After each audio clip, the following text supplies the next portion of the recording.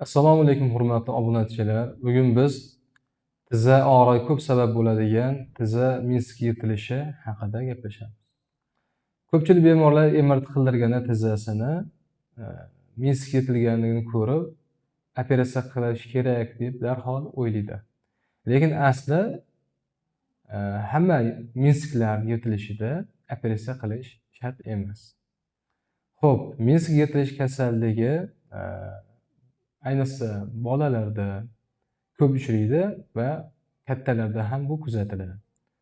Bolalarda jismoniy harakatlar, boks, kurash, voleybol shular o'ynash natijasida bo'g'im o'q atrofida bukilishi, kuchli bukilishi va tizza bo'g'imini yerga qattiq urish natijasida bu minsk yetilib qoladi.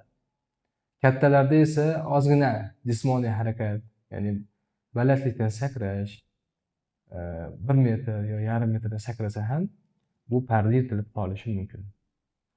Endi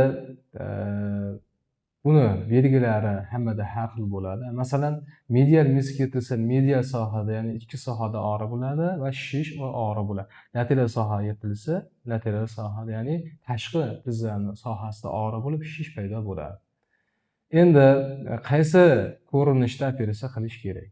Agar MRT xulosasida yirtish katta bo'lsa, migratsiya qilib, ya'ni siljisa va klinik belgilardan tizza blokka tushsa, ya'ni bukilib yozilish buzilsa, ya'ni to'xtab qolsa, oyoq bukilib yozilmay qolsa, operatsiya qilish lozim bo'ladi. Lekin minskni degenerativ yirtilishi, ya'ni qon aylanishi, oziqlanish natijasida buzilish natijasida yirtilishlarida operatsiya qilish shart emas. Bunda fizioterapiya, og'riq qoldiruvchi dorilar bilan bu og'riqni bartaraf qilish mumkin. Endi minskni katta yirtilishi va bo'g'im orasida tiqilib qolishi natijasida tog'ay qavati yemirilishi mumkin. Shuning uchun bu holatda operatsiya qilib qo'yiladi va blok yechiladi. Endi uyda bolalarni yiqilib tushganda tavsiyamiz qanday bo'ladi? Shu bola yiqilib tushganda avvalambor tizzasiga muz qo'yish kerak. 48 soat ichida qo'yiladi muz. Undan so'ng muz qo'yish mumkin emas. Og'riq qoldiruvchilar berishimiz mumkin farzandimizga va shifokorga murojaat qilishimiz kerak.